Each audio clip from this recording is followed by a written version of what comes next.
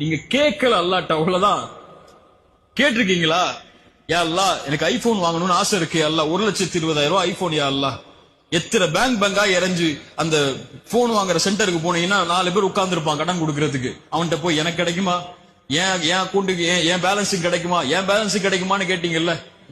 ஒரு முறை ஃபஜ்ருக்கு முன்னாடி ஒரு 10 நிமிஷம் முன்னாடி எழுந்து தஹஜ்ஜத் தொழுது சுஜூது செஞ்சு, யா அல்லாஹ் எனக்கு இந்த போன் வாங்கணும்னு ஆசை யா அல்லாஹ், காசு இல்ல, அந்த போன் மேல எனக்கு ஒரு விருப்பம் இருக்கு, எனக்கு வாங்கி கூடிய அல்லான்னு கேட்டிருக்கீங்களா முதல்ல?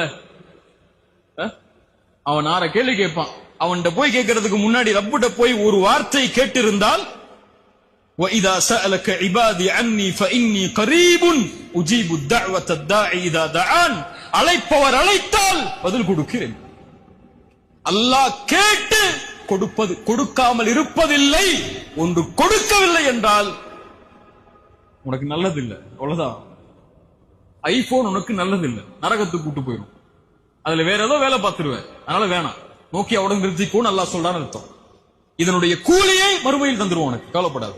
நீ கேட்டல்ல, கொடுக்கலல்ல, அதனுடைய கூலி மறுமையில வாங்கிக்கோ என்று அல்லாஹ் அதனை நீக்குகிறான் என்று அர்த்தம். அல்லாஹ் கேட்கப்பட்ட எதையும், அது உலக காரியமாக இருந்தாலும் மறுமையின் காரியமாக இருந்தாலும், அவன் கரம் கீழே விழும்போது அல்லாஹ் கொடுக்கவில்லை என்றால் என்ன செய்கிறான்? அல்லாஹ் வெட்கப்படுகிறான்.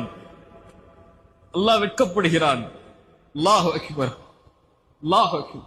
இந்த ரப்பிடத்தில் கேட்டீர்களா, யா அல்லாஹ் எனக்கு பில்லியனர் ஆகணும், யா அல்லாஹ் மில்லியனர் ஆகணும், யா அல்லாஹ் ஹலாலான முறையில் சம்பாதிச்சு எப்படியாவது அந்த இடத்துக்கு போகணும்னு ஆசைப்படுற, யா அல்லாஹ் ஒரு வழியை திறந்து வை யா அல்லாஹ்னு கேட்டிருக்கீங்களா? நீங்கள் கேட்டால் அல்லாஹ் கொடுப்பார்.